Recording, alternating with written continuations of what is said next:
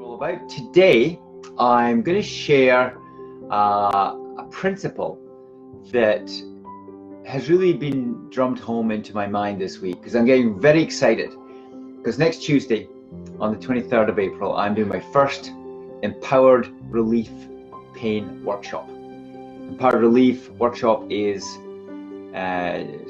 developed from researchers down at Stanford University, and I was one of 20 people who were educated on this subject about a month or so ago, and we became clinical instructors. So, you know, I had to plan my first one, so I've got maybe 5 or 6 people coming, just a small gathering where I'm going to share the slides and the presentation, which is a 2-hour workshop, and the patients are going to leave with some helpful tools. I'm going to share one of those with you at the end of this talk today. But first, what is the gem? You know, I've been looking at the script for this teaching, because it's a standardized teaching tool, so I can't just go off on a limb and do what I like. And for this purpose, I'm just going to stick to script. And a principle of the pain response, relaxation response continuum was kind of brought to light, and it's something that it's not far from my sharing with patients and explaining what pain is, but it just brought it more concrete in a more crystallized form. And I thought, you know, that's a very good principle to share with patients.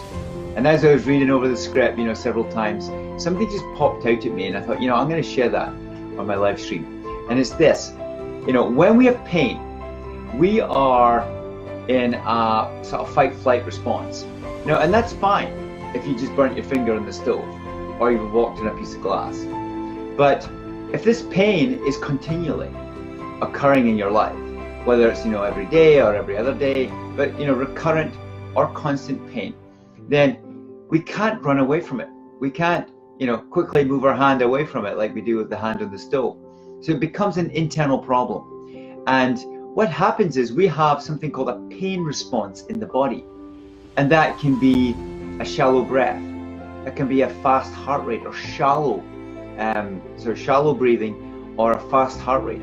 It may be tense muscles, and I'm sure most people here with chronic pain listening can attest to tight muscles. It's something I see in all my patients every single day, and something I treat with my injection technique. But also you get changes on the inside that you're not so aware of, like hormone changes, cortisol, adrenaline, and also inflammatory markers, which are just chemicals in the body that are released with chronic pain. So you got this pain response, and all this stuff's going on in our body. But we have another response that we can learn that can be an antidote to the pain response, and it's the opposite. So when we have a relaxation response, if you just take a slow deep breath and do that for several minutes, you're relaxing your body. You're using a slow deep breath to change your heart rate, and that will gradually come down. You know, your blood pressure will also come down, most likely, if you do this. And the muscle tension can relax a little bit. And then also the adrenaline can be switched off, and the cortisol switched off. So what we're doing here is we're inducing a relaxation response, and if we do it often enough and long enough, we can get a relaxation lifestyle within our body. So there you have it. We've got this continuum. You've got the pain response over here, and you've got the relaxation response over here, and there's a line that joins the two. And in reality, if you're in a pain state, then you're not in a relaxed state. And if you're in a relaxed state, then this pain response will be reduced. And the big take home for me, and hopefully for you, will be, we're not talking about pain here. We're talking about the pain response.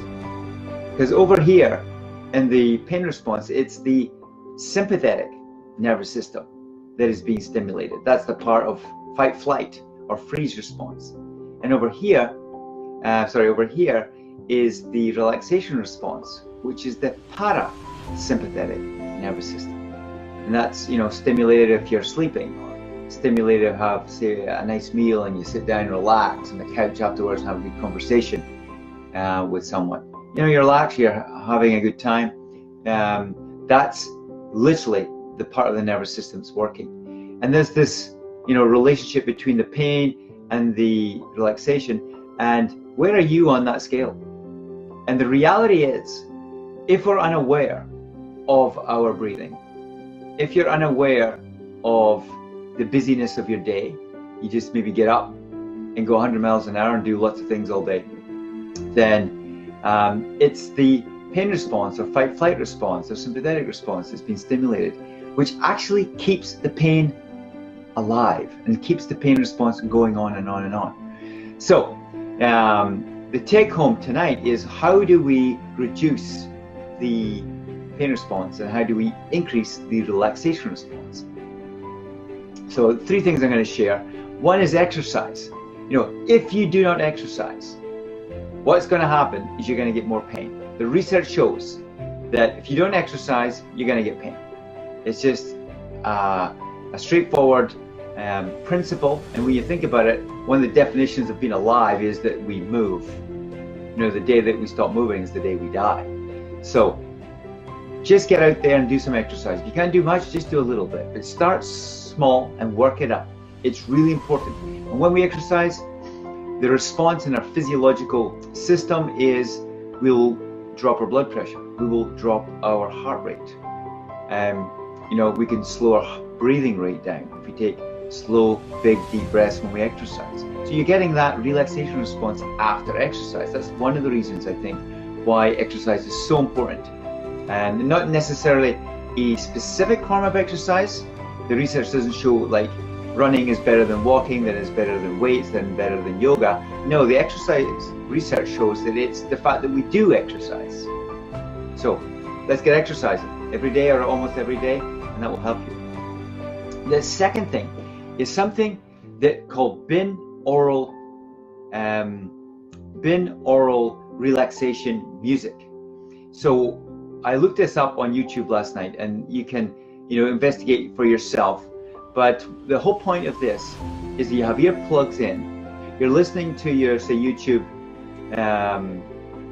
music, and it's binaural, which means it's both ears are stimulated, alternating, say, on your left and then right sides, alternating all the time that you're, say, doing a breathing exercise.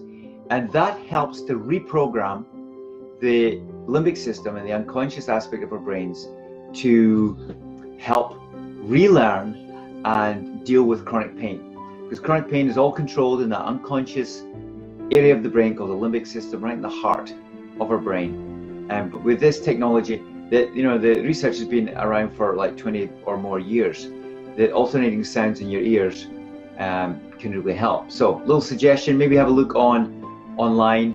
I'm going to have a bigger look online this week, and next week I think I'll talk more about this subject. But you could try it out. The bottom line is, if your body feels good with it, then it's probably good to go, and there's no harm in trying lots of different music therapies for the situation.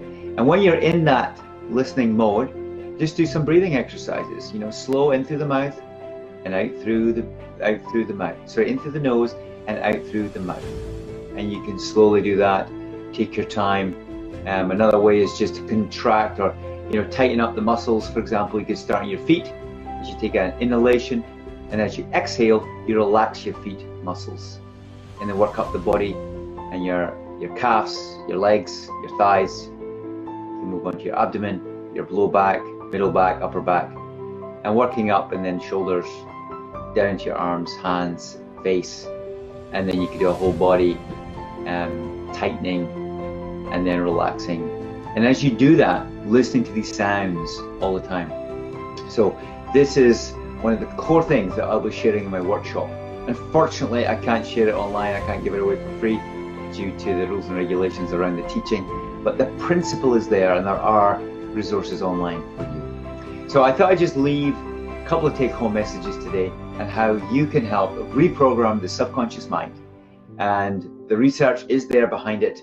And this is an evidence-based technique that we could all be using. And I've actually been listening to some of this music meditations for over a month now, and it's a really interesting experience. And I think I am a little bit more calmer, but I think I'd have to ask my loved ones around me for the evidence of that. But anyway, I felt like to share that tonight. I hope you enjoyed it. Please leave your comments.